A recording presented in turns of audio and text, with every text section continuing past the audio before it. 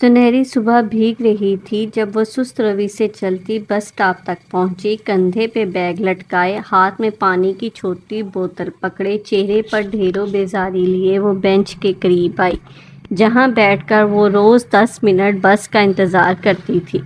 اس نے بیگ ایک طرف رکھا اور بینچ پہ بیٹھ گئی، پھر ایک ہاتھ سے جمائی روکتے ہوئے دوسرے سے بوتل کھول کر لبوں سے لگائی۔ گرمی آج کل بڑھتی ہی جا رہی تھی، صبح ہی صبح اسے پسینہ آنے لگا تھا، جانے آگے کیا ہوگا وہ گھونٹ بھرتی بیزاری سے سوچ رہی تھی۔ چہرے پر بھی وہی اکتائے ہوئے تاثرات تھے جیسے دنیا بھر سے خفا ہو۔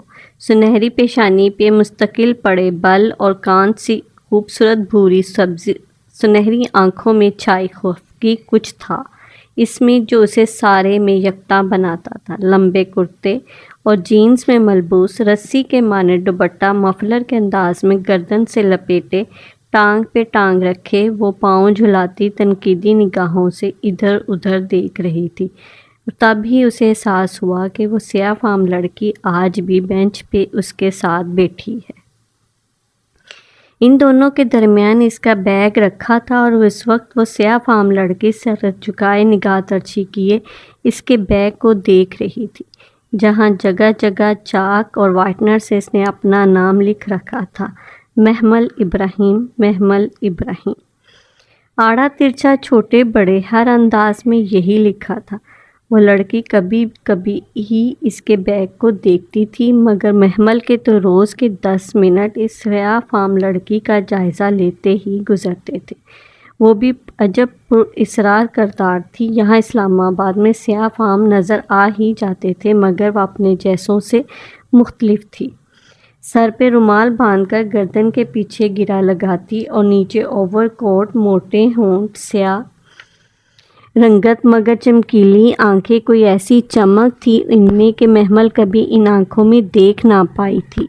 ہمیشہ نگاہ چرا جاتی، شاید 1.5 مہینہ قبل سے وہ اسے اپنے مخصوص اوقات میں اسٹینڈ پہ دیکھتی تھی اور ان 1.5 ماہ میں اس کا انداز ہمیشہ یکساں رہا تھا۔ کمر سیدھی رکھے الرٹ سی بینچ پہ بیٹھی خاموشی سے سیدھی سامنے سیٹ میں دیکھتی وہ بہت چپ سی لڑکی معلوم نہیں کون تھی۔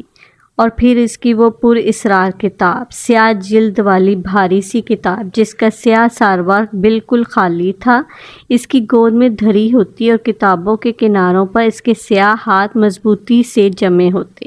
اس کے انداز سے کچھ خاص جھلکتا تھا، کتاب کی حفاظت کا احساس یا شاید اس کے بیش قیمت ہونے کا۔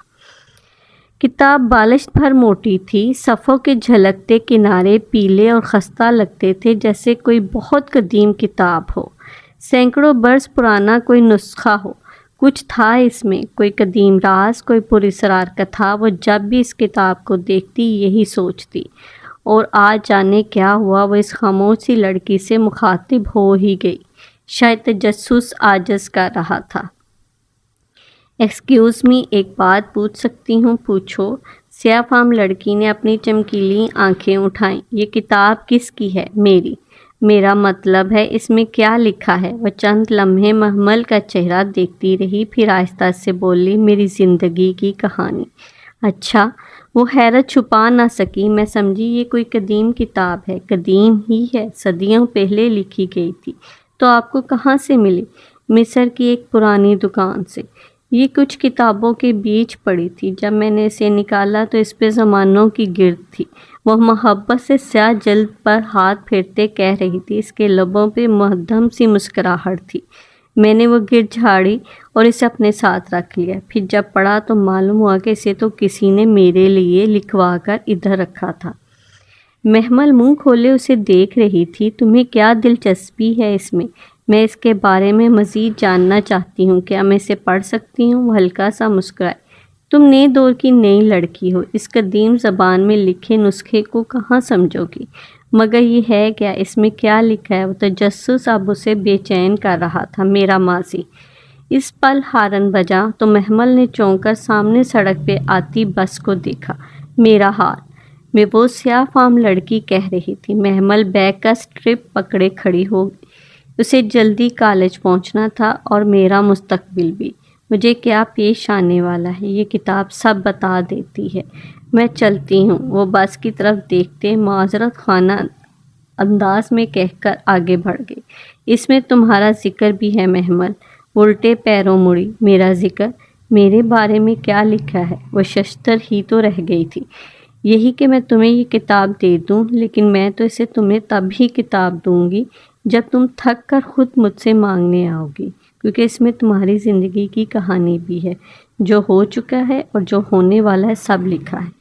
بس کا تیز ہارن بجا تو وہ کچھ کہے بنا تیزی سے اس طرف لپکی۔ راڑ پکڑ کر اوپر چڑھتے اس نے پل بھر کو پلٹ کر دیکھا۔